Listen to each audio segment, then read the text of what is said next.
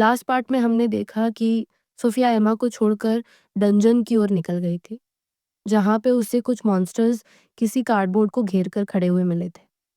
अब आगे मॉन्स्टर्स एक कार्डबोर्ड बॉक्स के आसपास इकट्ठा हो जाते हैं। उन्हें कुछ खाने की खुशबू आती है। ऐसा लगता है कि उस बॉक्स के नीचे कुछ जिंदा है, क्योंकि हम अंदर से आवाजें सुन सकते हैं। सारे मॉन्स्टर्स जल्दी से उस बॉक्स की तरफ दौड़ रहे थे, लेकिन जब तक वो मॉन्स्टर्स उसे खा पाते, एमा को उसकी माँ ने बचा लिया था। सोफिया एमा को अपनी गोद में उठाती है, लेकिन तब तक सारे मॉन्स्टर्स ने उसे चारों तरफ से घेर लिया था। लेकिन सोफिया मॉन्स्टर्स के ऊपर से छलांग लगाकर भागने की कोशिश करती है, तो एक मॉन्स्टर अपनी टेंटिकल से उस पर हमला करता है, लेकिन वो उन्हें ऐसे काट देती है जैसे वो कुछ भी नहीं हो। बाकी के सारे मॉन्स्टर्स भी उसी तरह कट जाते हैं। वो लिटरली उन्हें ऐसे काट रही है जैसे सब्जियां काट रही हो। लेकिन इतने मॉन्स्टर को मारने के कारण वो थकने लगती है। सोफिया सोचती है अगर ऐसा ही चलता रहा तो इनसे लड़ना मुश्किल हो जाएगा। छोटी सी बच्ची जल्दी से अपना फिंगर उठाकर आसमान की तरफ पॉइंट करती है। सोफिया ऊपर देखती है कि आसमान धीरे धीरे साफ हो रहा है, जिससे सनलाइट आने लगती है और सारे मॉन्स्टर्स डर के मारे भागने लगते हैं। तभी मॉन्स्टर अंधेरे में भागने लगते हैं। सोफिया के पास कोई ऑप्शन नहीं था, उसे सीधा उस डंजन की तरफ जाना पड़ता है, क्योंकि पास की सभी बिल्डिंग्स में मॉन्स्टर भागकर छुप गए थे। तभी अचानक एक मॉन्स्टर सोफिया के पीछे से हमला करके उसे घायल कर देता है, जिससे वो बच्ची पूरी तरह शॉक में चली जाती है। पेन में होते हुए भी सोफिया अपनी टेंटिकल से उस मॉन्स्टर पर वार करने की कोशिश करती है, लेकिन वो मॉन्स्टर अपने आकार के हिसाब से बहुत तेज है और सोफिया की पीठ पर एक के बाद एक कई वार कर रहा था। तभी अचानक कोई उस मोटे मॉन्स्टर के सिर पर एक्स फेंकता है, जिससे वो ढेर हो जाता है। सोफिया को समझ नहीं आता कि वो एक्स कहाँ से आया, लेकिन उसके पास रुकने का समय नहीं था। वो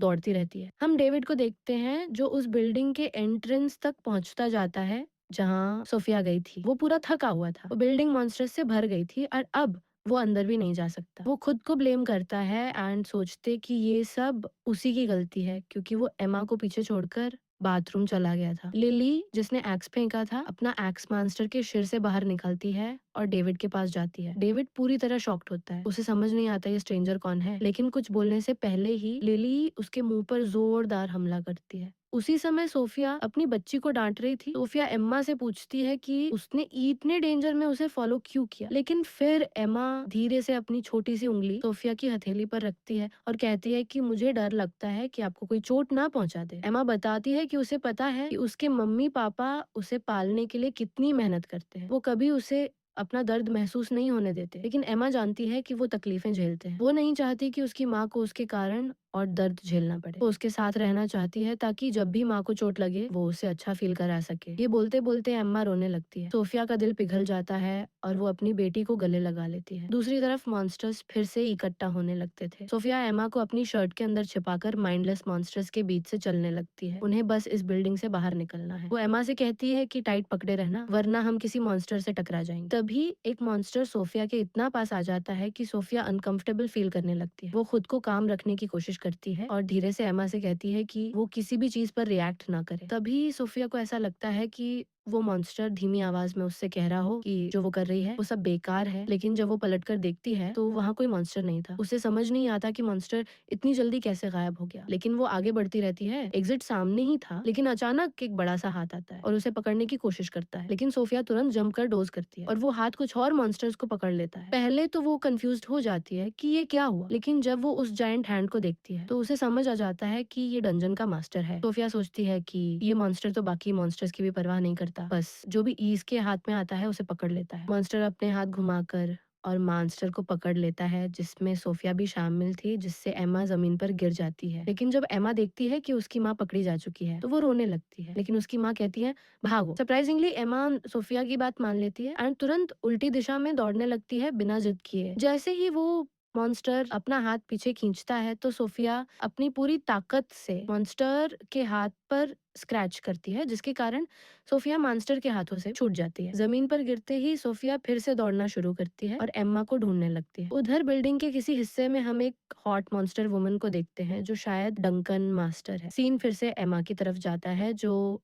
माइंडलेस मॉन्स्टर्स से भाग रही थी, लेकिन उसके चेहरे पर आंसू बह रहे थे। तभी उसका पैर मुड़ जाता है, जिसके कारण वो गिर जाती है। तो एक मॉन्स्टर उसको खाने के लिए आगे बढ़ता है, लेकिन तभी एक दूसरा मॉन्स्टर उस मॉन्स्टर को मार देता है। इससे एमा और भी ज्यादा डर जाती है। बाकी के मॉन्स्टर्स डर के मारे एक साइड खड़े हो जाते हैं और वो डोमिनेंट मॉन्स्टर एमा को पकड़ने के लिए आगे बढ़ता है। जैसे ही वो एमा को छूता है, एमा पूरी तरह डर से पागल हो जाती है और लिटरली डर के मारे पेशाब कर देती है और अपनी माँ को पुकारने लगती है, लेकिन वो घटिया मॉन्स्टर उसे पकड़कर उठाकर अपने मुंह की ओर ले जाने लगता है, तभी उस मॉन्स्टर की नाक को एक अजीब सी स्मेल आती है जिससे वो डरने लगता है और उसको पसीना आने लगता है। सिर्फ वो ही नहीं, बाकी सारे मॉन्स्टर्स को भी डर के मारे पसीना आने लगता है। सब उल्टी दिशा में भागने लगते हैं। पहले तो एमा को कुछ समझ नहीं आता, लेकिन फिर उसकी नाक में भी एक अजीब सी बैड स्मेल आती है। इससे पहले कि वो रिएक्ट कर पाए, पीछे से एक मॉन्स्टर उसे धक्का देता है एंड उसके कैंडीज जमीन पर गिर जाते हैं। तभी एक म्यूटेटेड बच्चा वहां आता है। एमा जल्दी से अपना हाथ बढ़ाकर कैंडीज उठाने की कोशिश करती है, लेकिन वो मॉन्स्टर बच्चा पहले ही कैंडीज को उठा लेता है। एमा उससे कैंडीज वापस मांगती है और कहती है कि ये मेरे मम्मी पापा के लिए है। वो बच्चा कैंडीज को सूंघता है